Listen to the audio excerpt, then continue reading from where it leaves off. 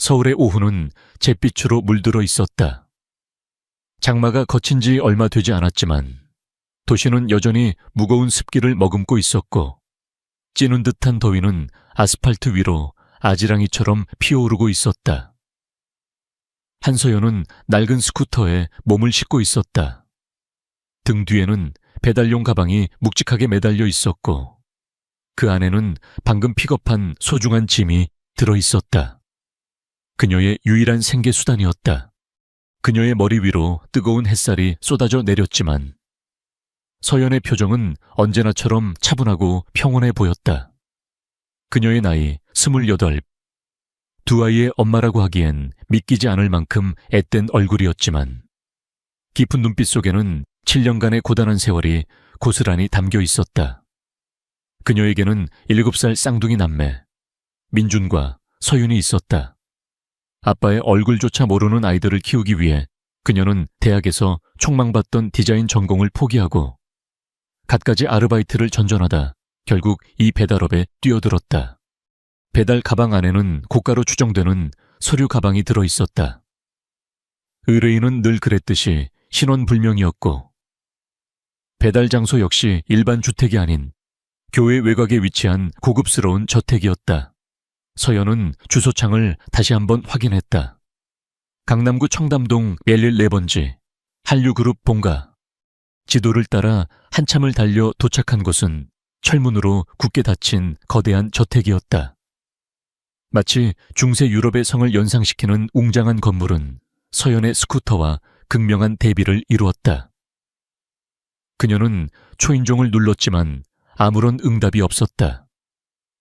몇 번 더 눌러보았지만 결과는 마찬가지였다. 초조함이 서연의 마음을 짓눌렀다. 아이들 학원비를 내기 위해 오늘까지 꼭 배달을 완료해야 했다. 서연은 조심스럽게 철문 옆 작은 문을 열고 안으로 들어섰다. 넓게 펼쳐진 정원은 잘 가꾸어져 있었지만 마치 아무도 살지 않는 것처럼 고요했다. 그녀는 저택의 현관 앞에 놓인 작은 테이블 위에 서류 가방을 올려놓고 사진을 찍어 배달 완료 메시지를 보냈다. 하지만 그때 갑자기 뒤에서 서늘한 목소리가 들려왔다. 누구세요?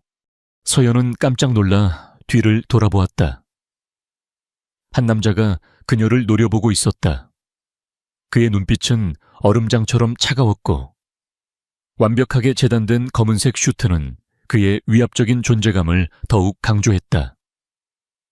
그는 바로 이 저택의 주인이자 한류그룹의 젊은 CEO 강태준이었다.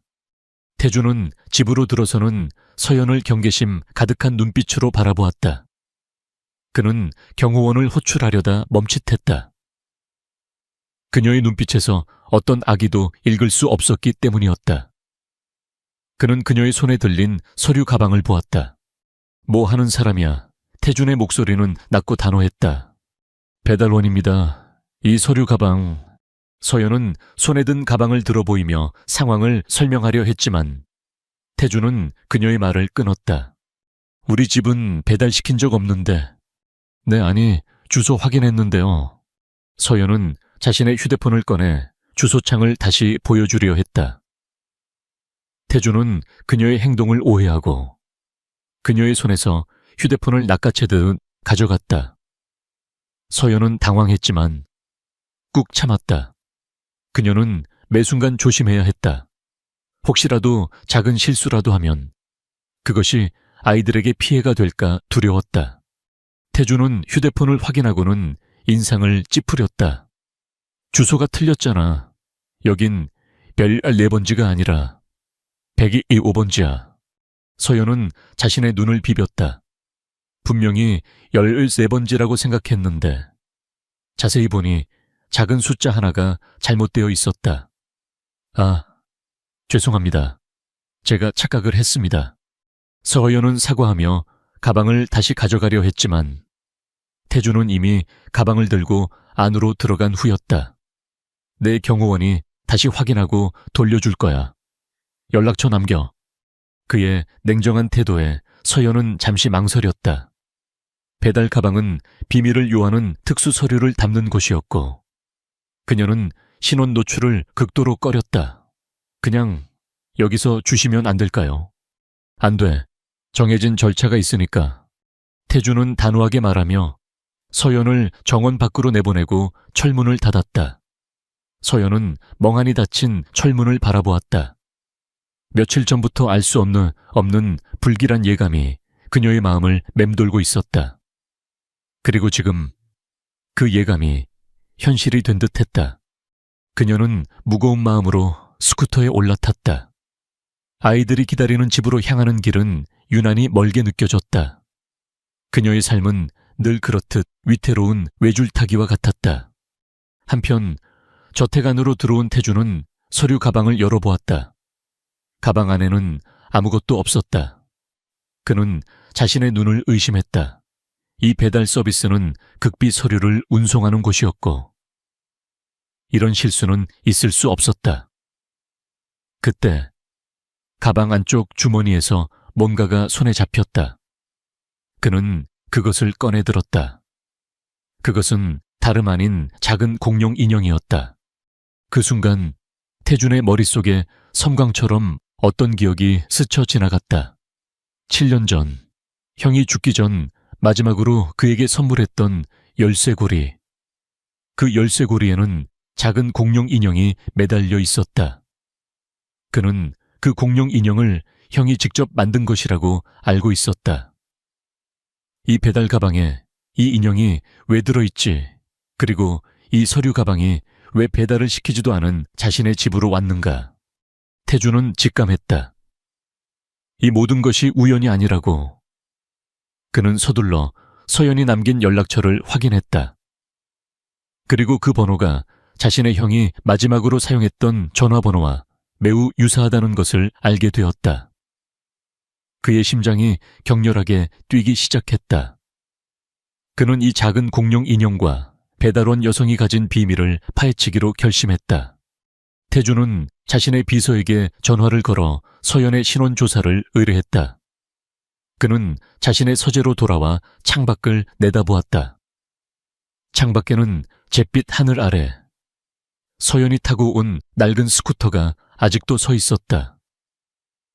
그의 눈빛은 차가웠지만 그 속에는 알 수 없는 감정의 소용돌이가 휘몰아치고 있었다.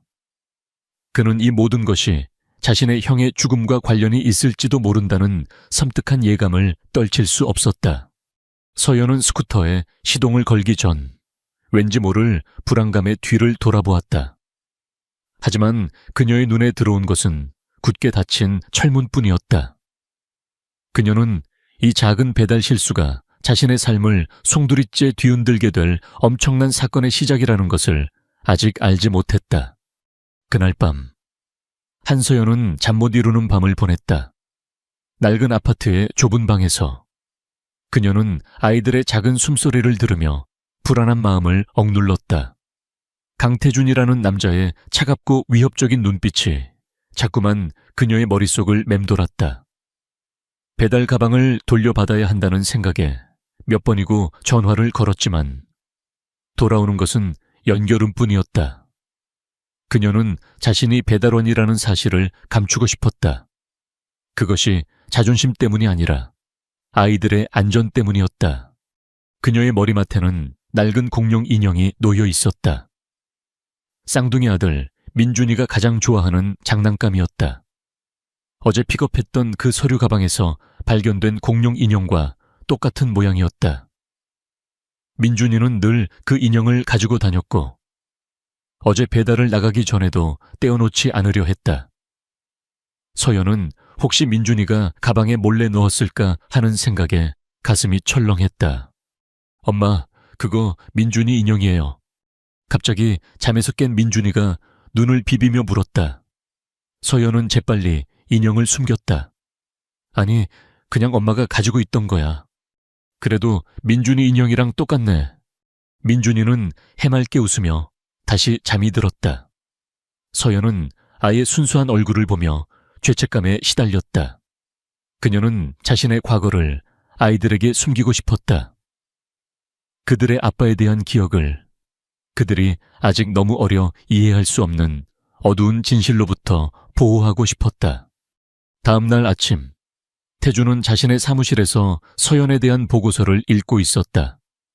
그의 비서, 김민호는 유능하고 믿음직한 사람이었지만 이번 보고서 내용은 그를 경악하게 만들었다. 보고서에 따르면 한서연은 7년 전 한류그룹의 계열사인 한류디자인 연구소에 촉망받는 디자이너였다. 그리고 그녀는 갑자기 모든 것을 포기하고 잠적했다. 가장 충격적인 것은 그녀의 두 아이, 민중과 서윤의 사진이었다. 사진 속의 아이들은 태준의 형인 간구진과 놀라울 정도로 닮아 있었다. 특히 민준이의 눈매는 우진의 젊은 시절과 소름 끼칠 만큼 똑같았다. 태준의 심장은 격렬하게 요동쳤다. 이것은 단순한 우연이 아니었다. 김비서, 한서연과 내 형, 간구진의 관계를 더 깊이 조사해봐. 모든 것을 철저히. 태준은 차가운 목소리로 지시했다. 그의 눈빛은 흔들림이 없었지만 내면에서는 거대한 폭풍이 일고 있었다. 그는 형의 죽음이 단순한 사고가 아닐지도 모른다는 의심을 품고 있었다. 형이 죽기 전까지 그와 함께 일했던 한서연이 왜 갑자기 사라졌을까? 그리고 그녀의 아이들은 왜 이렇게 형과 닮았을까? 서연은 그날 오후 다시 한번 강태준의 저택을 찾아갔다. 그녀는 더 이상 기다릴 수 없었다. 아이들 학원비도 급했지만 무엇보다도 그 서류 가방이 혹시라도 문제가 될까 두려웠다. 철문 앞에서 그녀는 망설였다. 그때 철문이 스르륵 열렸다. 한 남자가 그녀를 안으로 안내했다. 그는 태준의 비서 김민우였다. 사장님께서 기다리고 계십니다. 서연은 김 비서를 따라 저택 안으로 들어갔다. 어제와는 다른 거대한 건물 내부의 웅장함에 그녀는 압도되었다. 태준은 넓은 거실의 소파에 앉아 그녀를 기다리고 있었다. 그의 얼굴은 여전히 감정을 읽을 수 없었다. 무쇠운 일이십니까? 서연은 용기를 내어 물었다. 태준은 그녀에게 서류 가방을 건넸다. 이걸 찾으러 오신 거죠? 네, 서연은 가방을 건네받으며 안심했다. 그 가방 안에 있었던 물건 기억하십니까? 태준의 질문에 서연은 심장이 멎는 듯했다. 그는 공룡 인형을 말하는 것이 분명했다. 네, 모르겠습니다. 배달 가방은 항상 비어 있었으니까요. 서연은 애써 태연한 척 대답했다. 태준은 그녀의 거짓말을 눈치챘지만 굳이 캐묻지 않았다. 대신 그는 그녀의 눈을 깊숙이 들여다보며 물었다. 7년 전 당신이 한류 디자인 연구소를 떠난 이유를 알고 싶습니다. 서연의 얼굴은 하얗게 질렸다. 그녀의 과거가 이렇게 갑작스럽게 드러날 줄은 상상도 못했다. 무쇠운 말씀이신지 모르겠습니다. 저는 그냥 당신이 간구진 씨의 마지막 프로젝트를 함께 했다는 사실을 알고 있습니다. 간구진. 그 이름이 서연의 심장을 꿰뚫는 비수처럼 날아왔다. 그녀는 더 이상 숨길 수 없다는 것을 깨달았다. 그녀의 눈에 눈물이 고이기 시작했다. 그녀는 고통스러운 침묵 속에서 과거의 기억을 떠올렸다. 간구진은 그녀의 멘토이자 유일한 사랑이었다. 그는 뛰어난 디자이너이자 따뜻한 사람이었다. 두 사람은 함께 꿈을 꾸었고 행복한 미래를 약속했다. 하지만 그들의 꿈은 한류그룹 내부의 권력 다툼과 비리로 인해 산산조각 났다. 우진은 비리를 고발하려다 의문의 사고로 세상을 떠났고 서연은 모든 것을 잃었다. 그녀는 자신과 뱃속의 아이를 지키기 위해 모든 것을 버리고 세상으로부터 숨어야 했다. 그녀는 간구진의 죽음이 사고가 아님을 알고 있었다. 그리고 그 사고 뒤에 있는 거대한 세력이 강태준의 가족과 관련되어 있을 것이라고 짐작했다. 태준은 서연의 눈물을 보며 그녀가 단순히 배달원이 아니라는 확신을 얻었다. 그리고 그녀의 눈물은 그의 심장을 아프게 찔렀다. 그는 그녀가 자신의 형과 어떤 관계였는지, 그리고 왜 그들의 자녀가 형과 닮았는지에 대한 모든 의문을 풀고 싶었다. 그는 이 모든 것이 복잡하게 얽힌 진실의 실타래임을 직감했다. 그리고 그 실타래의 끝에는 형의 죽음과 관련된 거대한 음모가 숨겨져 있을 것이라고 믿었다. 태주는 자리에서 일어나 서연에게 다가갔다. 그의 목소리는 조금 더 부드러워졌다. 당신을 해칠 생각은 없습니다. 다만 진실을 알고 싶을 뿐입니다. 내 형의 죽음과 당신의 잠적, 그리고 두 아이의 출생에 대한 진실을. 서연은 고개를 들어 태준을 바라보았다. 그의 눈빛은 더 이상 차갑지 않았다. 거기에는 진심과 고통이 담겨 있었다. 그녀는 그의 눈빛에서 그의 형에 대한 깊은 슬픔을 보았다. 그 순간 서연은 깨달았다. 이 남자는 적이 아니라 어쩌면 자신과 같은 편일지도 모른다는 것을. 그녀는 그에게서 자신의 아이들, 그리고 그들의 아빠와 관련된 진실을 찾을 수 있을지도 모른다는 작은 희망을 보았다. 하지만 그녀는 여전히 경계심을 늦추지 않았다. 그녀는 태준에게 대답하지 않았다. 대신 그녀는 서류 가방을 든 채 조용히 돌아섰다. 만약 당신이 진실을 알고 싶다면 내일 이 시간에 다시 오세요. 서효연은 태준에게 마지막 말을 남기고 저택을 떠났다. 그녀는 스쿠터에 올라타 뒤를 돌아보지 않고 달렸다. 그녀의 마음속에는 한 가닥의 빛이 드리워졌지만 동시에 더 큰 위험이 다가오고 있다는 불안감도 함께 커져가고 있었다. 태준은 그녀의 뒷모습을 바라보며 깊은 생각에 잠겼다. 그녀가 말한 진실은 무엇일까? 그리고 그 진실을 듣기 위해 그는 어떤 대가를 치러야 할까? 서연은 다음 날 아침 낡은 아파트 단지 안의 작은 놀이터에서 아이들과 놀아주고 있었다. 그녀의 마음속은 어젯밤 태준의 말들로 혼란스러웠다. 당신이 강구진 씨의 마지막 프로젝트를 함께 했다는 사실을 알고 있습니다. 그 말은 그녀의 가장 아픈 상처를 건드렸다. 아이들은 해맑게 웃으며 뛰어다녔지만 서연의 얼굴에는 깊은 그림자가 드리워져 있었다. 그때 멀리서 검은색 고급 세단 한 대가 서서히 다가왔다. 차문이 열리고 태준이 내렸다. 그는 주변의 시선을 의식하는 듯 검은색 모자와 선글라스를 착용하고 있었다. 태준의 눈은 곧바로 서연과 아이들에게로 향했다. 민준이와 서윤이의 해맑은 얼굴을 보는 순간 그의 심장이 다시 한번 격렬하게 뛰었다. 그들은 형의 어린 시절과 너무나도 닮아 있었다. 그들이 정말 자신의 조카들이라는 확신이 그의 가슴을 찢어지게 만들었다. 서연은 태준을 발견하고 아이들을 재빨리 제지했다. 민준아, 서윤아, 이제 집에 가자. 태준은 천천히 그들에게 다가갔다. 서연은 경계심 가득한 눈빛으로 그를 바라보았다. 왜 여기 오셨죠? 태준은 선글라스를 벗고 서연의 눈을 똑바로 바라보았다. 당신에게 묻고 싶은 게 있습니다. 당신의 아이들은 내 형의 아이들입니까? 서연은 숨을 들이켰다. 그녀는 그 질문에 어떻게 대답해야 할지 몰랐다. 거짓말을 해야 할까? 아니면 모든 것을 털어놓아야 할까? 그녀는 아이들을 바라보았다. 그녀는 더 이상 숨길 수 없다는 것을 깨달았다. 네, 맞아요. 서연의 목소리는 떨렸다. 그들은 그의 아이들입니다. 태준은 고개를 숙였다. 그의 얼굴에는 깊은 슬픔이 드리워졌다. 그는 자신이 그동안 얼마나 잔인하고 무심했는지 깨달았다. 형이 죽고 나서 그는 복수에만 몰두했다. 형의 모든 흔적을 지우려 노력했고 그 결과 형이 남긴 가장 소중한 보물들을 외면하고 있었다. 왜 말하지 않았어요? 왜 혼자서? 태준의 목소리가 갈라졌다. 말할 수 없었어. 말할 수 없었어요.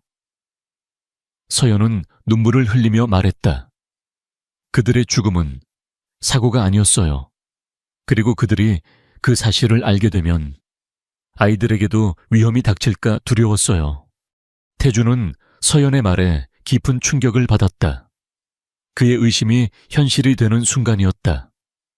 형의 죽음이 단순한 사고가 아니라 한류그룹 내부의 비리와 관련이 있다는 것을 그녀는 알고 있었다. 그리고 그 진실을 감추기 위해 그녀는 모든 것을 포기하고 숨어 지냈던 것이다. 누가 그랬는지 알고 있습니까? 태준의 목소리는 차갑고 단호했다. 서연은 고개를 젓지 않았다. 당신도 알게 될 거예요. 하지만 지금은 말할 수 없어요. 태준은 더 이상 묻지 않았다. 그는 서연의 눈빛에서 강한 두려움을 읽었다. 그녀는 그에게서 멀어지려 했지만 태준은 그녀의 팔을 잡았다. 이제 더 이상 혼자가 아닙니다. 내가 당신과 아이들을 지키겠습니다. 당신이 말하지 못하는 진실을 내가 밝혀내겠습니다. 당신은 당신의 삶을 되찾아야 합니다. 서연은 태준의 단호한 눈빛을 보며 망설였다. 그 남자의 눈빛에는 권력과 재력 이면에 숨겨진 상처와 진심이 담겨 있었다. 그녀는 그에게서 복수심이 아닌 진정한 정의감을 보았다.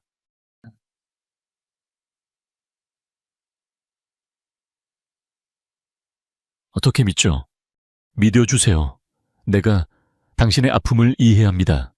그리고 당신이 포기했던 모든 것을 되찾아 줄 겁니다. 당신의 재능을, 당신의 삶을, 그리고 당신의 평화를. 그의 진심 어린 말에 서연의 마음은 흔들렸다. 그녀는 지난 7년간의 고통과 외로움을 한꺼번에 느꼈다. 그리고 이제 그녀는 더 이상 혼자가 아니라는 것을 깨달았다. 그녀는 태준의 손을 잡았다. 그들의 손이 맞닿는 순간 두 사람 사이에는 묘한 유대감이 형성되었다. 태준은 서연을 자신의 차로 안내했다. 그는 아이들을 위해 장난감과 과자를 준비했다. 민준이와 서윤이는 처음에는 낯선 남자에게서 경계심을 보였지만 곧 태준의 따뜻한 미소와 친절함에 마음을 열었다. 차 안에서 서연은 태준에게 7년 전의 사건에 대해 자세히 설명했다. 우진과 그녀는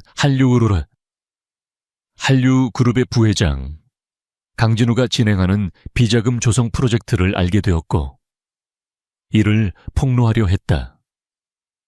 하지만 그들의 계획은 강진우의 수ек에 들통났고 우진은 의문의 사고로 위장된 교통사고로 목숨을 잃었다.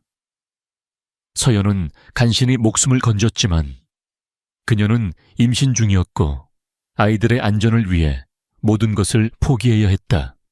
태준은 서연의 이야기를 들으며 주먹을 꽉 쥐었다.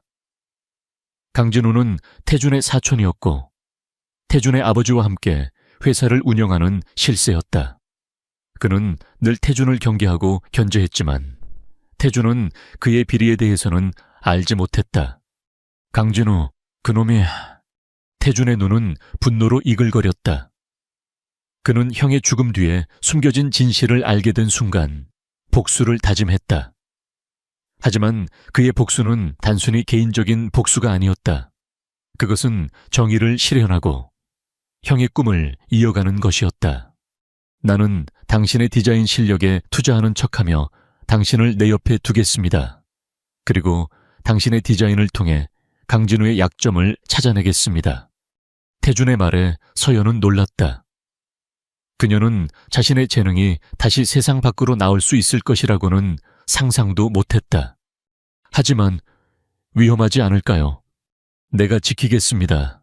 태준의 목소리는 확신에 차 있었다. 나는 당신을 다시 디자인 세계로 데려올 겁니다.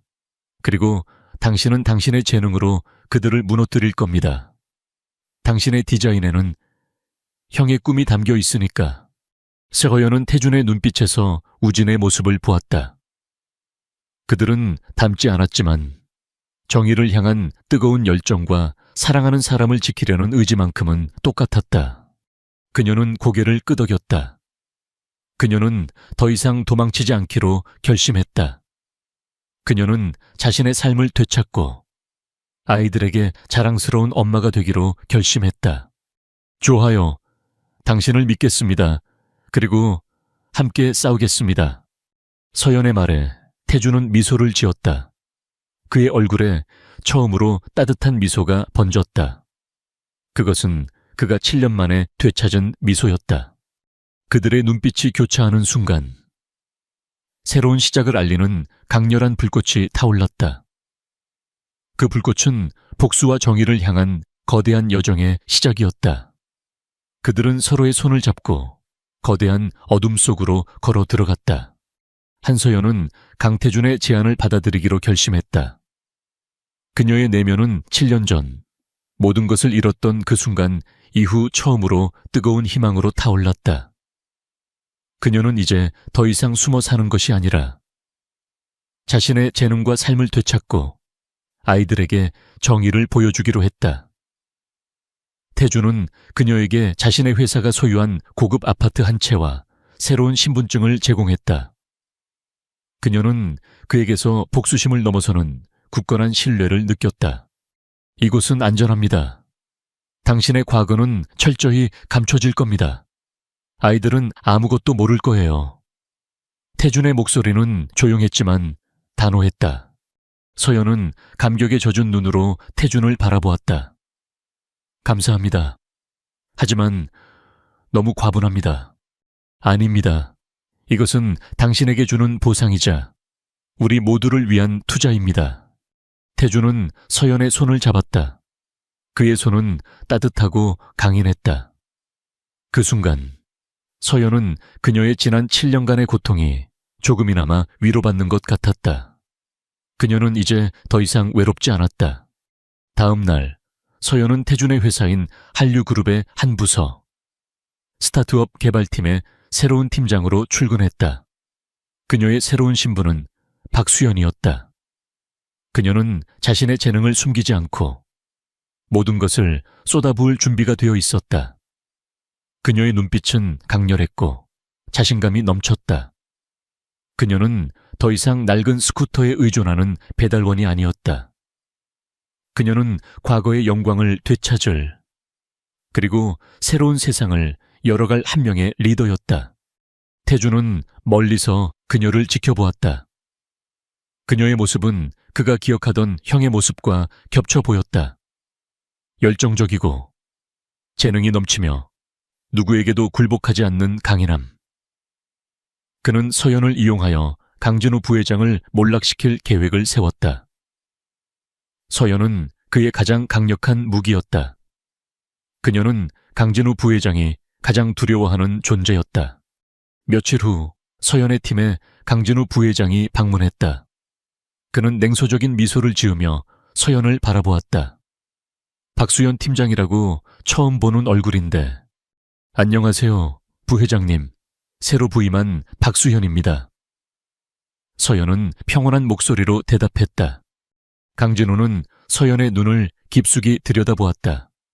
눈빛이 예사롭지 않군. 한류 디자인 연구소의 디자이너들과는 차원이 다른 눈빛이야.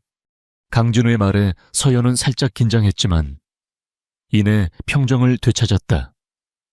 그는 서연의 정체를 눈치채지 못했지만 그녀의 존재가 그에게는 불편한 기운으로 다가왔다. 강진우는 서연의 옆을 지나며 그녀의 어깨를 스치듯 만졌다. 서연은 불쾌한 기분을 느꼈지만 태준과의 약속을 떠올리며 꾹 참았다. 기대하지. 당신의 능력을 보여줘. 강진우는 비아냥거리듯 말하며 돌아섰다. 그의 뒤에서 서연은 주먹을 꽉 쥐었다. 기다려. 당신이 가장 후회하게 만들어줄 테니까. 그날 오후 태준은 서연을 불러 자신의 사무실에서 단둘이 만났다. 괜찮아요. 강진우가 무슨 말을 하던가요? 태준은 걱정스러운 눈빛으로 물었다. 괜찮아요. 그의 비아냥거림은 제게 아무런 영향을 미치지 못해요. 저는 제 일을 할 거예요. 서연은 단호하게 말했다. 잘했어요. 당신이 강진우의 약점을 찾아낼 겁니다. 그는 과거에 당신의 디자인을 도용하고 당신의 아이디어를 파괴했습니다. 당신의 재능을 다시 세상 밖으로 꺼내서 그의 비리를 밝혀내세요. 태주는 서연에게 한류그룹 내부의 비리 자료를 보여주었다. 강진우는 서류 조작과 비자금 조성을 통해 거대한 부를 축적하고 있었다. 그의 비리는 태준의 형의 죽음과도 연결되어 있었다. 태준은 형이 죽기 전 마지막으로 남긴 암호화된 메시지를 해독하고 있었다. 그 메시지에는 강진우의 비리에 대한 중요한 단서가 담겨 있었다. 이 자료는 내 형이 남긴 겁니다. 형은 자신의 모든 것을 걸고 그를 막으려 했어요. 당신의 디자인이 그 증거가 될 겁니다. 서연은 자료를 보며 눈물을 흘렸다. 그녀는 남편의 죽음이 헛되지 않았다는 것을 깨달았다. 그녀는 복수심을 넘어 정의를 향한 싸움에 동참하기로 결심했다. 그녀는 곧바로 디자인 작업에 착수했다. 그녀는 강진우가 탐내던 프로젝트를 맡아 그가 숨기고 싶어하는 모든 것을 디자인에 담았다. 그녀의 디자인에는 강렬한 메시지가 숨겨져 있었다. 그것은 강진우가 숨겨왔던 비리와 욕망을 상징하는 것이었다. 한편 강진우는 서연의 디자인을 몰래 빼내려 했다. 그는 서연의 팀원 중 한 명을 매수하여 서연의 디자인 파일을 훔치려 했다. 하지만 태주는 이미 그의 움직임을 예측하고 모든 파일을 완벽하게 보호하고 있었다. 강진우는 서연의 디자인을 얻지 못하고 초조해했다. 도대체 저 여자는 누구야? 왜 내 계획을 모두 알고 있는 거지? 강진우는 분노에 차서 소리쳤다. 그때 태준의 비서 김민우가 강진우의 사무실로 들어왔다. 부회장님, 이 사진을 보십시오. 김민우는 강진우에게 한서연의 7년 전 사진과 박수현의 현재 사진을 보여주었다. 강진우는 사진을 보고 충격을 받았다.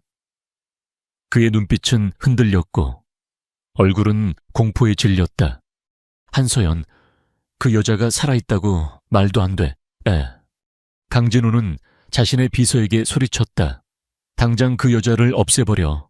그녀가 모든 것을 알고 있어. 하지만 이미 늦었다. 태주는 강진우의 모든 움직임을 예측하고 있었다. 그는 서연과 아이들을 완벽하게 보호하고 있었다. 서연은 태준의 도움을 받아 자신의 과거를 되찾고 새로운 삶을 살게 되었다. 그녀는 이제 더 이상 약자가 아니었다. 그녀는 복수의 칼날을 든 용감한 전사였다.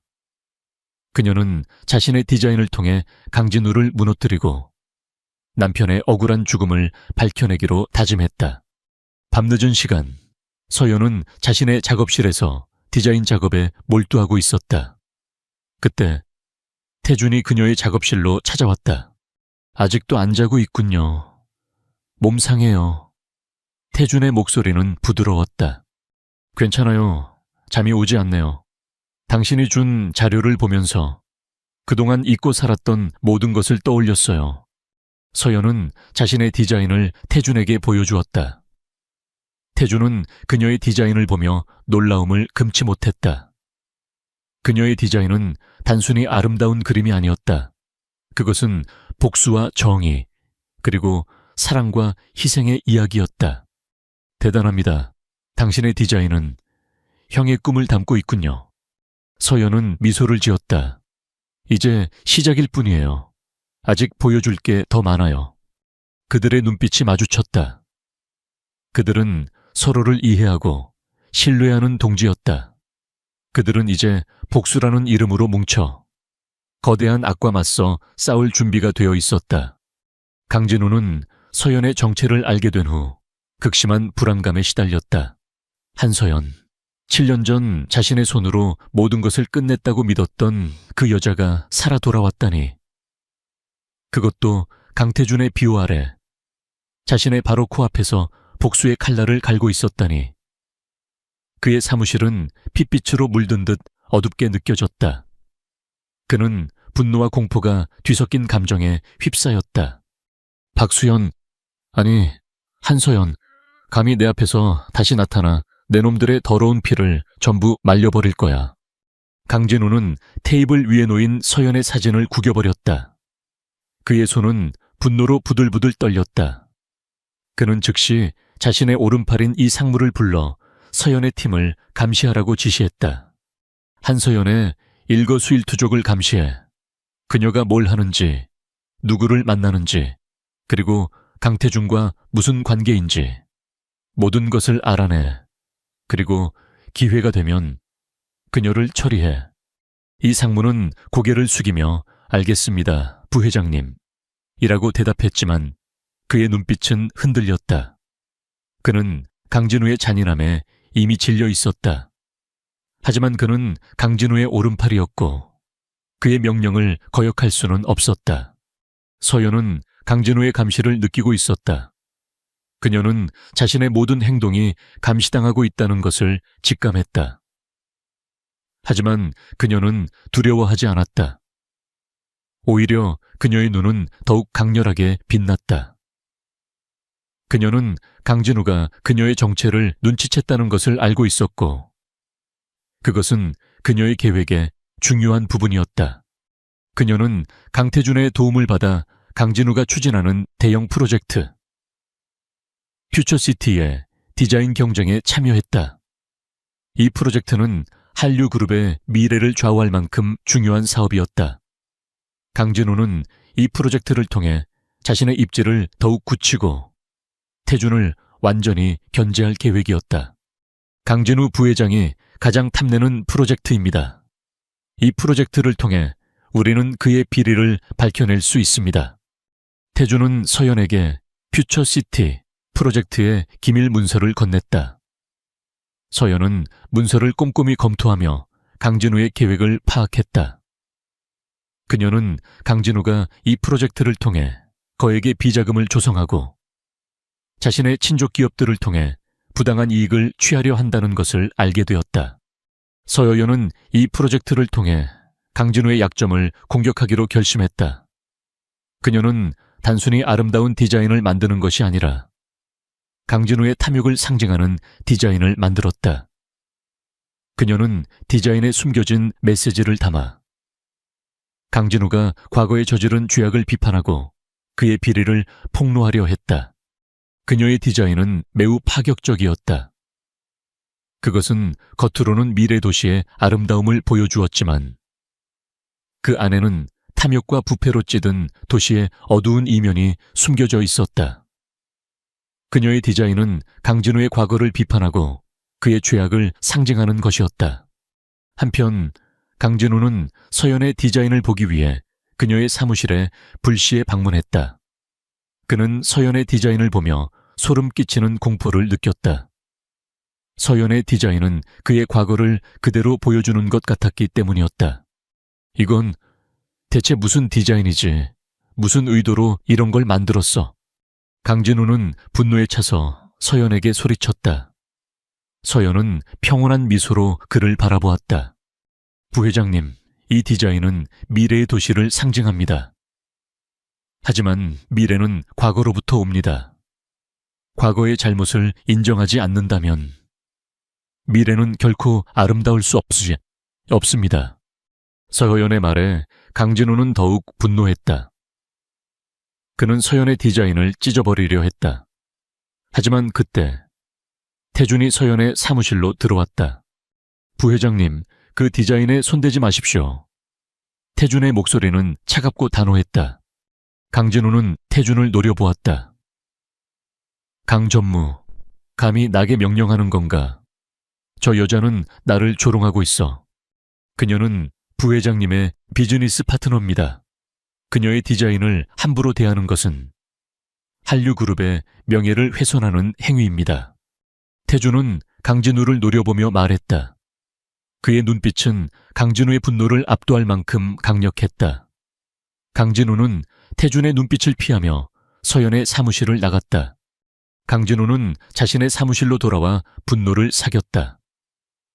그는 태준과 서연이 어떤 관계인지 정확히 알지 못했지만 그들이 자신을 노리고 있다는 것을 직감했다. 이대로 당할 수는 없어. 강진우는 서연을 무너뜨릴 계획을 세웠다. 그는 서연이 디자인을 도용했다는 거짓 증거를 만들기로 했다. 그는 자신의 부하들을 동원해 서연의 과거를 파헤치고 그녀의 평판을 깎아내리려 했다. 하지만 서연은 이미 태준의 도움을 받아 모든 것을 대비하고 있었다. 그녀는 강진우의 모든 음모를 예측하고 그의 함정을 피해갔다. 그녀의 디자인은 퓨처시티 프로젝트의 경쟁에서 우승했다.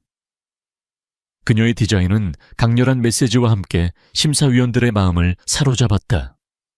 강진우는 패배를 인정해야 했다. 그의 얼굴에는 분노와 함께 알 수 없는 불안감이 맴돌았다. 그날 밤 서연은 태준의 사무실에서 승리의 축배를 들었다. 축하해요. 우리의 첫 번째 승리입니다. 태준은 진심으로 서연을 축하했다. 서연은 미소를 지었다. 그녀는 이 모든 것이 태준의 도움이 없었다면 불가능했을 것이라고 생각했다. 고마워요. 당신이 없었다면 저는 아직도 배달원이었을 거예요. 태준은 서연의 손을 잡았다. 그의 손은 따뜻하고 부드러웠다. 아니요. 당신의 재능은 당신 스스로의 힘으로 얻은 겁니다. 저는 단지 당신에게 기회를 주었을 뿐입니다. 두 사람의 눈빛이 마주쳤다. 그들의 관계는 단순한 동료나 협력자를 넘어 서로의 아픔을 이해하고 서로에게 힘을 주는 존재가 되어가고 있었다. 하지만 그들의 싸움은 이제 시작이었다. 강진우는 패배를 인정하지 않을 것이고 그의 방역은 더욱 거세질 것이다. 서연과 태준은 그들의 싸움이 이제부터가 진짜 시작이라는 것을 알고 있었다. 그들은 서로를 믿고 함께 싸워나갈 준비가 되어 있었다. 강진우는 퓨처시티 프로젝트 경쟁에서의 패배를 인정할 수 없었다. 그의 사무실은 마치 폭풍이 몰아친 듯 어지러웠다. 그는 서연의 디자인에 담긴 은밀한 메시지를 해독하려 애썼다. 그녀의 디자인은 단순한 도시 설계도가 아니었다. 그것은 강진우가 숨겨왔던 비리와 탐욕을 상징하는 잔인하고도 정교한 예술 작품이었다. 한서연, 그 여자가 나를 조롱하고 있어. 감히 날... 강진우의 눈은 분노로 이글거렸다. 그는 자신의 오른팔인 이 상무에게 소리쳤다. 당장 한서연을 처리해. 그녀가 뭘 알고 있는지, 어떤 증거를 가지고 있는지 모두 알아내서 없애버려. 이 상무는 고개를 숙였지만 그의 표정은 불안해 보였다. 그는 강진우의 명령이 점점 더 위험해지고 있다는 것을 직감했다. 그는 강진우의 잔인함에 질려 있었지만 그를 거역할 용기는 없었다. 한편 서연은 태준의 도움을 받아 강진우가 진행하는 다른 비밀 프로젝트에 대한 정보를 입수했다. 이 프로젝트는 강진우가 자신의 비자금을 세탁하기 위해 진행하는 위장 프로젝트였다. 서연은 이 프로젝트를 통해 강진우의 비리를 결정적으로 폭로할 증거를 찾아낼 계획이었다. 이 프로젝트는 강진우의 비자금 통로와 연결되어 있습니다. 이 프로젝트의 모든 자료를 확보해야 합니다. 태준은 서연에게 말했다. 서연은 고개를 끄덕였다. 그녀는 태준의 계획을 완벽하게 이해하고 있었다. 그녀는 강진우의 비밀 프로젝트에 대한 자료를 찾기 위해 그의 사무실에 잠입할 계획을 세웠다. 그녀는 과거 한류 디자인 연구소에서 일할 때 사용했던 그녀의 지식과 경험을 총동원했다. 그녀는 그들의 모든 보안 시스템을 꿰뚫고 있었다. 그날 밤 서연은 태준의 도움을 받아 강진우의 사무실로 잠입했다. 그녀는 검은 옷을 입고 그림자처럼 조용히 움직였다. 그녀의 심장은 격렬하게 뛰었지만 그녀의 표정은 평온했다. 그녀는 이 모든 것이 아이들을 위한 것이라고 생각하며 용기를 냈다. 그녀는 강진우의 컴퓨터에 접속하여 비밀 프로젝트에 대한 자료를 복사하려 했다. 하지만 그때 갑자기 사무실에 불이 켜졌다. 강진우가 서연을 기다리고 있었던 것이다. 오랜만이야. 한서연, 아니, 박수연이라고 해야 하나. 강진우는 냉소적인 미소를 지으며 서연을 바라보았다. 서연은 당황했지만 이내 평정을 되찾았다. 부회장님, 여기서 뭐 하십니까? 내가 여기서 뭘 하는지 물어봐야 하지 않나. 감히 내 사무실에 몰래 들어와. 강진우는 서연에게 다가와 그녀의 뺨을 때렸다. 서연은 그의 폭력에 쓰러졌지만 이내 다시 일어섰다. 그녀의 눈은 분노로 이글거렸다. 당신, 간구진을 죽였지. 당신의 탐욕 때문에 그를 죽였지. 서연의 목소리는 떨렸지만 그녀의 눈빛은 강렬했다. 강진우는 그녀의 말에 충격을 받았다. 그는 서연이 모든 것을 알고 있다는 것을 깨달았다. 무세운 헛소리야. 그는 그냥 사고였어. 아니야. 당신이 그를 죽였어, 당신이. 당신의 탐욕 때문에. 서연은 눈물을 흘리며 소리쳤다. 강진우는 서연의 머리채를 잡고 소리쳤다. 닥쳐 감히 내 놈이 살아 돌아와서 내 모든 것을 망치려 해. 그때 사무실 문이 열리고 태준이 들어왔다. 그의 눈은 분노로 이글거렸다. 부회장님, 지금 무슨 짓을 하시는 겁니까? 태준의 목소리는 차갑고 단호했다. 강진우는 태준을 노려보았다. 이 자식이 감히 내 놈이 그 여자와 한패였다니. 너희 둘 다 여기서 끝장낼 거야. 강진우는 서연에게 달려들었다. 하지만 태준이 재빨리 그의 앞을 막아섰다. 두 사람 사이에는 긴장감이 흘렀다. 태준은 주먹을 꽉 쥐고 강진우를 노려보았다. 더 이상 형을 욕보이지 마십시오. 형이 이 모든 비리를 밝히려 했다는 것을 알고 있습니다. 그리고 그 증거를 서연 씨가 가지고 있습니다. 태준의 말에 강진우는 더욱 분노했다. 그는 태준에게 달려들었지만 태준은 그의 공격을 피하고 그를 제압했다. 그때 서연은 강진우의 컴퓨터에서 중요한 자료를 복사하는 데 성공했다. 그녀는 자료가 담긴 USB를 들고 태준의 옆으로 다가섰다. 자료를 확보했습니다. 이제 이만 가시죠. 서연의 말에 태준은 강진우를 놓아주었다. 강진우는 분노에 차서 두 사람을 노려보았다. 강태준, 한서연, 너희 둘 다 내가 가만두지 않을 거야. 내 모든 것을 걸고 너희를 파멸시킬 거야. 태준은 강진우의 분노에 미동도 하지 않았다. 그는 서연의 손을 잡고 사무실을 나섰다. 두 사람은 밖으로 나와 깊은 숨을 내쉬었다. 서연은 아직도 떨리는 손으로 태준의 손을 잡았다. 태준은 그녀의 손을 더욱 강하게 잡았다. 괜찮아요. 많이 놀랐죠? 태준은 걱정스러운 눈빛으로 물었다. 네, 하지만 괜찮아요. 이제 모든 것을 되찾을 수 있을 것 같아요. 서연은 눈물을 흘리며 말했다.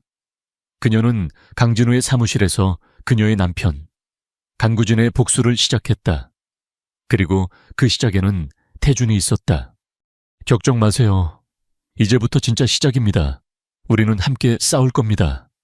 태준은 서연을 꼭 안아주었다. 그의 품은 따뜻하고 안정적이었다. 서연은 그의 품에서 안심하고 눈을 감았다. 그녀는 이제 더 이상 외롭지 않았다. 그녀는 이제 더 이상 혼자가 아니었다. 그들은 함께 거대한 폭풍 속으로 뛰어들 준비가 되어 있었다. 그 폭풍의 끝에는 정의와 승리가 기다리고 있을 것이라고 그들은 믿었다. 강진우는 분노에 차서 자신의 사무실을 엉망으로 만들었다. 그는 서연과 태준이 자신을 노리고 있다는 것을 분명히 알게 되었다. 그의 머릿속은 복잡하게 얽힌 분노와 공포로 가득 찼다. 그는 자신의 모든 것을 걸고 그들을 파멸시키기로 결심했다. 그의 비리는 단순히 회사 내부의 문제가 아니었다. 그것은 거대한 정치 및 금융계의 거물들과 얽혀 있었고, 이 네트워크는 그에게 막대한 권력과 불을 가져다 주었다. 한서연, 강태준, 너희 둘 다 여기서 끝장낼 거야. 내 힘이 어디까지인지 보여주마. 강진우는 자신의 뒤에 있는 거대한 세력을 동원하기 시작했다. 그는 검찰과 언론에 압력을 가하고 자신의 부하들을 동원하여 태준과 서연을 미행하고 감시했다. 그의 목표는 단 하나. 그들이 가지고 있는 모든 증거를 없애고 그들을 사회적으로 매장시키는 것이었다. 한편 서연은 태준과 함께 강진우의 비리 네트워크에 대한 증거를 분석하고 있었다. 그녀는 강진우의 비밀 프로젝트 자료에서 그가 비자금을 세탁하기 위해 사용한 유령 회사들의 목록을 발견했다. 이 유령 회사들은 모두 한류그룹의 협력 업체였고 이들 회사의 뒤에는 정계와 재계의 거물들이 숨어 있었다. 이건 우리가 생각했던 것보다 훨씬 더 거대한 조직입니다. 서연은 놀라움을 금치 못하며 말했다. 태준의 표정은 굳어 있었다. 내 형이 왜 죽었는지 알겠군요. 그는 이 거대한 악의 네트워크에 맞서 싸우다 희생된 겁니다. 그때 태준의 비서 김민우가 사무실로 들어왔다. 그의 얼굴은 창백했다. 전무님, 큰일 났습니다. 부회장님이 저희를 겨냥해 언론에 허위 사실을 유포하기 시작했습니다. 김민우는 태준에게 한 신문 기사를 보여주었다. 기사에는 태준이 자신의 직위를 이용해 회사 자금을 횡령하고 불법적인 거래를 했다는 내용이 담겨 있었다. 그리고 서연은 강태준의 공범으로 묘사되어 있었다. 서연은 기사를 읽으며 분노했다. 이건 완전히 거짓말이에요. 우리가 가진 증거를 덮으려는 수작이에요. 그렇습니다. 하지만 이 기사가 보도된 순간부터 우리는 이미 불리한 위치에 놓이게 됩니다. 태준의 목소리는 차분했지만 그의 눈은 분노로 이글거렸다. 강진우, 그놈이 우리를 함정에 빠뜨리려 하는군. 태준은 서연을 안심시켰다. 걱정하지 마세요. 우리에게는 그들을 무너뜨릴 결정적인 증거가 있습니다. 하지만 우리는 더욱 신중해야 합니다. 그들의 움직임은 우리가 생각하는 것보다 훨씬 더 빠르고 잔인할 겁니다. 그때 사무실의 보안 시스템이 경고음을 울렸다. 누군가 태준의 사무실에 침입하려 하고 있었다. 태준은 서연에게 재빨리 USB를 숨기라고 지시했다. 서연은 USB를 자신의 목걸이 안에 숨겼다. 태준은 김민우와 함께 침입자들을 제압하려 했다. 침입자들은 강진우가 보낸 사설 경호원들이었다. 그들은 태준과 서연이 가진 증거를 빼앗기 위해 사무실에 침입한 것이 분명했다. 태준은 격렬하게 저항하며 침입자들을 제압했다. 그 순간 서연은 태준을 도우려 했지만 그녀의 뒤로 다른 침입자가 다가왔다. 그는 서연을 인질로 잡고 태준에게 증거를 넘기라고 협박했다. 강태준, 내 놈의 손에 있는 증거를 넘겨. 그렇지 않으면 이 여자를 가만두지 않겠다. 태준은 분노에 차서 소리쳤다. 놓아줘. 그녀는 아무 죄도 없어. 서여연은 태준의 눈을 바라보았다. 그녀의 눈빛은 흔들림이 없었다. 그녀는 태준에게 증거를 넘기지 말라고 눈빛으로 말했다. 그녀는 자신의 목숨보다 더 중요한 것이 정의라는 것을 알고 있었다. 걱정하지 마세요. 저는 괜찮아요. 서연은 태준에게 미소 지으며 말했다. 그녀의 말에 태준은 더욱 분노했다. 그는 자신의 목숨보다 더 소중한 사람을 지키기 위해 모든 것을 걸고 싸울 준비가 되어 있었다. 그는 침입자를 향해 돌진했다. 그는 그의 손에 든 총을 두려워하지 않았다. 그는 오직 서연을 구해야 한다는 생각뿐이었다. 격렬한 싸움 끝에 태준은 침입자를 제압하고 서연을 구출했다. 하지만 그의 팔에는 깊은 상처가 남았다. 서연은 태준의 상처를 보며 눈물을 흘렸다. 태준 씨, 당신 왜 이렇게... 괜찮아요. 당신을 지켰으니까 괜찮아요. 태준은 고통스러운 미소를 지으며 말했다. 서연은 태준의 상처를 지혈하며 말했다. 이제 더 이상 혼자서 싸우지 마세요. 우리 함께해요. 태준은 서연의 말에 감동했다. 그는 그녀의 손을 잡고 말했다. 그래요. 함께 싸웁시다. 이제 모든 것을 끝냅시다. 그들은 서로의 눈을 바라보았다. 그들의 눈에는 더 이상 두려움이 없었다. 그들의 눈에는 오직 정의와 복수에 대한 굳은 결심만이 담겨 있었다. 그들은 이제 더 이상 도망치지 않을 것이다. 그들은 이제 더 이상 숨지 않을 것이다. 그들은 이제 모든 것을 끝내기 위해 거대한 악의 네트워크와 정면으로 맞서 싸울 준비가 되어 있었다. 강태준은 서연의 손을 잡고 그녀를 병원으로 데려갔다. 그의 팔에 난 상처는 깊고 쓰라렸지만 그의 마음은 서연이 무사하다는 안도감으로 가득 차 있었다. 병원 응급실에서 서연은 태준의 상처를 보며 계속해서 눈물을 흘렸다. 그녀는 태준이 자신을 위해 목숨을 걸고 싸웠다는 사실에 깊은 감동과 함께 미안함을 느꼈다. 왜 저를 위해 그렇게까지 하셨어요? 당신은 형이 지키려 했던 사람입니다. 당신을 지키는 것은 내 형의 꿈을 지키는 것과 같습니다. 태준은 고통을 참으며 말했다. 그의 진심 어린 말에 서연은 그의 손을 더욱 강하게 잡았다. 그녀는 태준의 눈을 바라보며 깊은 감정을 느꼈다. 그것은 단순히 감사나 연민이 아니었다. 그것은 복잡한 감정의 소용돌이였고 그 안에는 태준에 대한 깊은 신뢰와 함께 묘한 끌림이 있었다. 한편 강진우는 태준과 서연이 자신을 위협하고 있다는 것을 알고 이들을 제거하기 위해 더욱 잔인한 계획을 세웠다. 그는 사설 탐정을 고용하여 서연의 아이들 민준과 서윤을 납치하려 했다.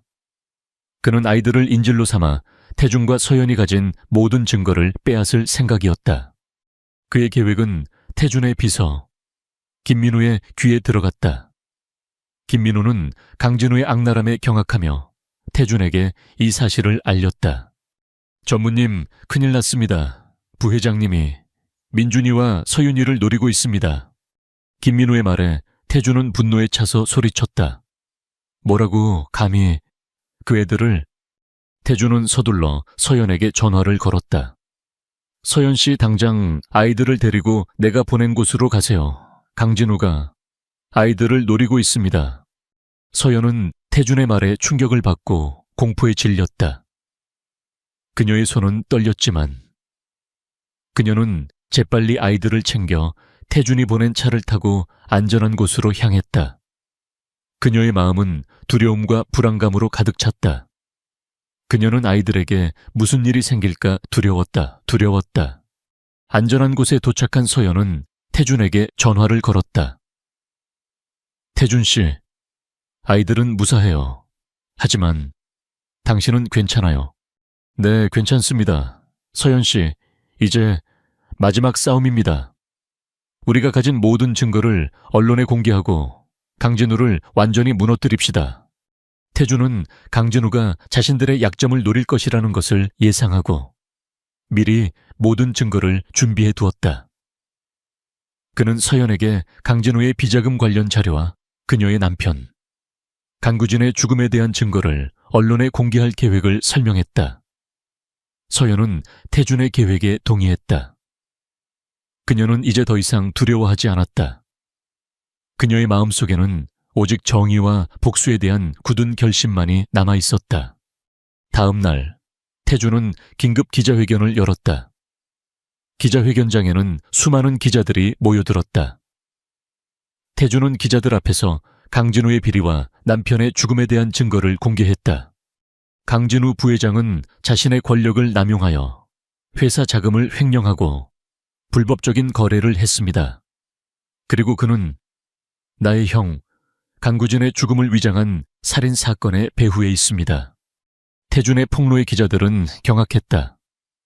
그들은 태준의 말을 믿을 수 없다는 듯 그의 얼굴을 쳐다보았다. 그때 서연이 기자회견장으로 들어왔다. 그녀의 얼굴은 창백했지만 그녀의 눈은 강렬하게 빛났다. 저는 한서연입니다. 강구진 씨의 아내이자 두 아이의 엄마입니다. 저는 이 모든 진실을 알고 있습니다. 강진우 부회장은 저의 남편을 죽였습니다. 그리고 저의 아이들을 납치하려 했습니다. 서연의 말에 기자회견장은 순식간에 술렁거렸다. 기자들은 서연에게 달려들어 질문을 쏟아냈다. 서연은 침착하게 모든 질문에 답했다. 그녀는 자신의 모든 것을 걸고 진실을 폭로했다. 그녀는 더 이상 숨을 곳이 없었다. 기자회견이 끝나자 강진우는 분노에 차서 소리쳤다. 강태준, 한서연, 너희 둘 다 내가 가만두지 않을 거야. 그때 검찰이 강진우의 사무실로 들이닥쳤다. 그들은 태준과 서연이 제공한 증거를 토대로 강진우를 체포하려 했다. 강진우는 자신의 죄를 인정하지 않고 발악했다. 하지만 그의 발악은 아무런 소용이 없었다. 그의 비자금 네트워크는 이미 무너졌고 그의 권력은 산산조각 났다. 그날 밤 태준은 서연과 함께 자신의 저택으로 돌아왔다. 두 사람은 아무 말 없이 서로를 바라보았다. 그들의 눈에는 슬픔과 안도감이 뒤섞여 있었다. 그들은 긴 싸움의 끝에 도달했다는 것을 알았다. 끝났군요. 서연의 목소리는 떨렸다. 네, 끝났습니다. 이제 모든 것이 제자리를 찾을 겁니다. 태준은 서연의 손을 잡고 말했다. 그들의 손이 맞닿는 순간 그들은 서로에게 깊은 유대감을 느꼈다. 그들은 단순히 복수의 동지가 아니었다. 그들은 서로의 상처를 이해하고 서로에게 힘을 주는 존재였다. 그들은 서로의 손을 잡고 새로운 시작을 향해 나아갈 준비가 되어 있었다. 강진우의 체포는 한류그룹뿐만 아니라 대한민국 사회 전체를 뒤흔드는 거대한 사건이었다. 그의 비자금 네트워크는 정계, 재계, 그리고 언론계의 거물들과 얽혀 있었고 그의 몰락은 거대한 파장을 일으켰다. 그의 몰락은 단순히 한 개인의 몰락이 아니었다. 그것은 권력과 부패로 찌든 거대한 시스템의 붕괴를 의미했다. 한편 강태준은 서연과 아이들을 자신의 저택으로 데려와 보호했다. 서연은 태준의 배려에 깊은 감동을 느꼈다. 아이들은 태준을 삼촌처럼 따르며 행복해했다. 그들의 해맑은 웃음소리가 저택을 가득 채웠다. 서연은 7년 만에 비로소 마음의 평화를 되찾았다. 그날 밤 태준은 서연과 함께 저녁 식사를 했다. 그들의 식탁은 촛불로 밝혀져 있었고 잔잔한 음악이 흘러나왔다. 두 사람은 아무 말 없이 서로를 바라보았다. 그들의 눈에는 더 이상 두려움과 불안감이 없었다. 그들의 눈에는 오직 서로에 대한 깊은 신뢰와 사랑만이 담겨 있었다. 고마워요, 태준 씨. 서연은 눈물을 흘리며 말했다.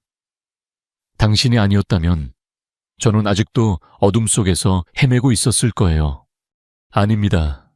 서연 씨, 당신이 용기를 내주었기에 이 모든 것이 가능했습니다. 당신은 저의 영웅입니다. 태준은 서연의 손을 잡고 말했다. 그의 손은 따뜻하고 부드러웠다. 서연은 그의 손을 잡고 그에게 기대어 눈물을 흘렸다. 그녀의 눈물은 슬픔의 눈물이 아니었다. 그것은 기쁨과 안도감의 눈물이었다. 그들의 관계는 단순히 복수의 동지나 협력자를 넘어 깊은 사랑으로 발전하고 있었다. 그들은 서로의 아픔을 이해하고 서로에게 힘을 주는 존재가 되었다. 그들은 서로의 상처를 보듬고 서로의 미래를 함께 만들어갈 준비가 되어 있었다. 한편 강진우의 몰락 이후 그의 뒤를 봐주던 거물들이 하나둘씩 수사망에 오르기 시작했다. 검찰은 태준과 서연이 제공한 증거를 토대로 거대한 부패 사슬을 끊어냈다. 그들의 이름은 언론에 보도되었고 그들은 사회적으로 매장되었다. 강태준은 한류그룹의 새로운 총수가 되었다. 그는 자신의 형이 꿈꾸던 투명하고 공정한 회사를 만들기 위해 노력했다. 그는 모든 부패 사슬을 끊어내고 회사를 새롭게 개혁했다. 그는 서연을 자신의 옆에 두고 그녀의 재능을 마음껏 펼칠 수 있도록 지원했다. 서연은 다시 디자이너로 돌아왔다. 그녀는 간구진의 꿈을 이어받아 그의 이름으로 새로운 디자인 회사를 설립했다. 그녀의 디자인은 전 세계적으로 찬사를 받았고 그녀는 다시 한번 디자인계의 거장으로 인정받았다. 그녀는 더 이상 한서연이라는 이름을 숨기지 않았다. 그녀는 자신의 이름을 당당하게 드러내고 자신의 삶을 되찾았다. 아이들은 태준을 진정한 가족으로 받아들였다. 그들은 태준에게서 아빠의 따뜻함을 느꼈다. 태준은 아이들을 진심으로 사랑했고 그들의 미래를 위해 모든 것을 바칠 준비가 되어 있었다. 어느 날 오후 태준은 서연에게 반지를 건넸다. 서연 씨, 저와 결혼해 주세요. 아이들에게 진정한 가족을 선물해 주고 싶습니다. 서연은 눈물을 흘리며 고개를 끄덕였다. 그녀는 태준의 진심을 느꼈다. 그녀는 그에게서 그녀의 남편, 간구진의 그림자를 보았다. 하지만 동시에 그녀는 태준에게서 자신만의 특별한 사랑을 느꼈다. 그들의 사랑은 과거의 슬픔을 극복하고 새로운 미래를 만들어가는 위대한 사랑이었다. 그들은 서로의 손을 잡고 새로운 삶을 시작했다. 그들의 사랑은 과거의 아픔을 치유하고 새로운 삶의 시작을 알리는 아름다운 이야기였다. 그들의 이야기는 이제 끝이 났지만 그들의 사랑은 영원히 계속될 것이다.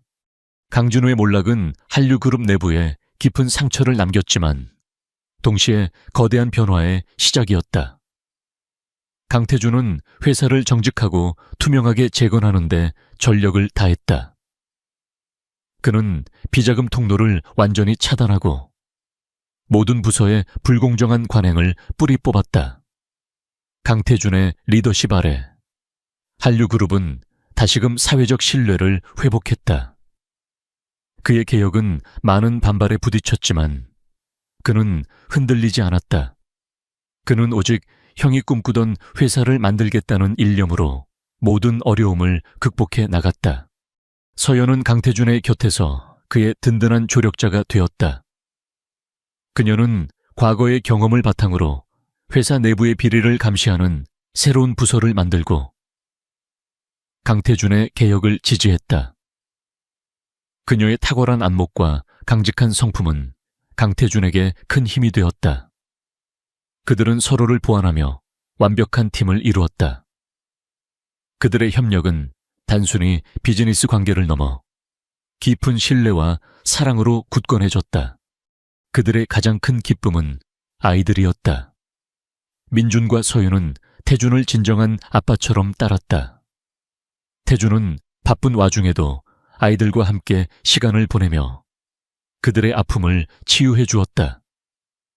그는 아이들에게 책을 읽어주고 놀이터에서 함께 뛰어놀고 그들의 꿈을 응원해 주었다. 서연은 태준이 아이들에게 베푸는 진심 어린 사랑에 감동했고 그를 향한 사랑은 더욱 깊어졌다. 강진우의 재판은 대중의 큰 관심을 받았다. 그는 자신의 모든 죄를 인정하고 법의 심판을 받았다. 그의 몰락은 권력과 부패의 끝을 상징했다. 재판이 끝난 후 태준은 자신의 저택에서 조용히 형의 기일을 기념했다. 서연은 그의 곁에서 함께했다. 그들은 형의 사진을 보며 그를 추모했다. 형은 자신의 죽음이 헛되지 않았다는 것을 알 겁니다. 형이 꿈꾸던 세상이 이제 시작되었으니까요. 태준의 목소리는 슬픔에 젖어 있었지만 그의 눈빛은 희망으로 빛났다. 서연은 태준의 손을 잡고 말했다. 그래요. 그분의 꿈은 이제 우리가 이어갈 거예요. 그날 밤 태주는 서연에게 정식으로 청혼했다. 그는 그녀에게 반지를 건네며 말했다. 서연 씨, 저와 함께 해주세요. 저와 아이들. 그리고 당신의 미래를 함께 만들어가요. 당신의 아픔을 치유하고 당신의 행복을 지켜줄게요. 서여연은 눈물을 흘리며 고개를 끄덕였다. 그녀는 태준의 진심 어린 사랑을 느꼈다. 그녀는 그에게서 자신의 남편의 사랑을 보았다. 하지만 동시에 그녀는 태준에게서 그만의 특별한 사랑을 느꼈다. 그들의 사랑은 과거의 슬픔을 극복하고 새로운 미래를 만들어가는 위대한 사랑이었다. 그들은 화려한 결혼식 대신 가족과 가까운 친구들만 모인 작은 결혼식을 올렸다. 민준과 서윤은 그들의 결혼을 가장 기뻐했다. 그들은 서연과 태준의 손을 잡고 함께 행복한 미래를 약속했다. 서연은 다시 디자이너로 돌아와 자신의 재능을 마음껏 펼쳤다. 그녀는 강구진의 이름을 딴 디자인 회사를 설립하고 그의 꿈을 이어갔다. 그녀의 디자인은 전 세계적으로 인정받았고 그녀는 다시 한번 디자인계의 거장으로 떠올랐다. 그녀는 이제 더 이상 한서연이라는 이름을 숨기지 않았다. 그녀는 자신의 이름을 당당하게 드러내고 자신의 삶을 되찾았다. 태준과 서연은 함께 회사를 운영하며 사회에 기여하는 많은 프로젝트를 시작했다. 그들은 고아들을 돕고 가난한 사람들을 돕는 재단을 설립했다. 그들의 선행은 사회에 큰 영향을 미쳤고 그들의 이야기는 많은 사람들에게 희망을 주었다. 그들의 이야기는 한 여자의 용기와 한 남자의 정의, 그리고 두 사람의 사랑이 만들어낸 기적과 같았다. 그들의 삶은 과거의 아픔을 치유하고 새로운 삶의 시작을 알리는 아름다운 이야기였다. 그들의 이야기는 이제 끝이 났지만 그들의 사랑은 영원히 계속될 것이다.